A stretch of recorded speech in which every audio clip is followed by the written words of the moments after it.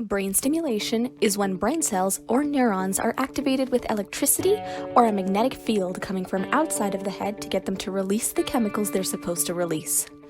The brain is made up of long and intricately connected strings of these neurons, and brain stimulation can increase the connections between them and get them to talk to each other a little more.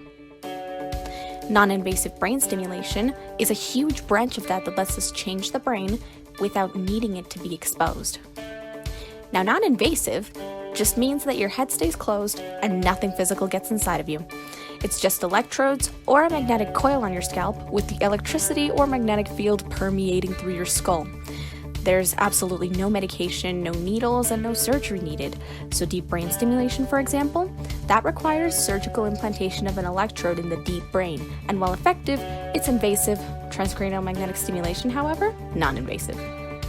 And non-invasive brain stimulation takes care of a lot of setbacks of other treatments.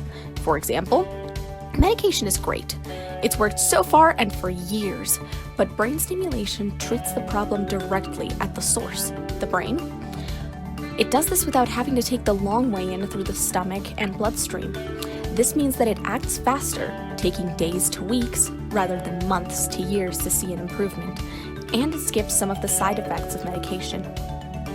Not to mention that it's more specific and targeted than medication. Brain stimulation has the capacity to stimulate the singular chunk or chunks of the brain that you want and nothing else, changing the wiring of the brain cells there to make the temporary effects of stimulation more permanent. And speaking of meds, they don't work for everyone.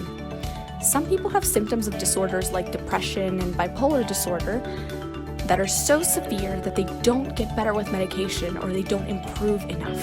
And non-invasive brain stimulation has shown to help those symptoms when meds can't quite get the job done.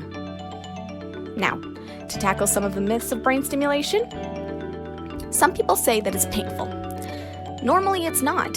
For the tingling in your scalp to get as intense as pain is very rare, not to mention that the current is always really low.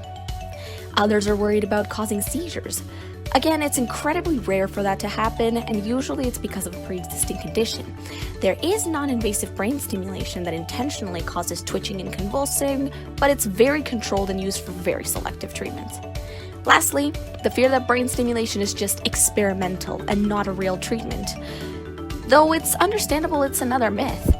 The benefits of brain stimulation have been shown over and over in hundreds of thousands of patients.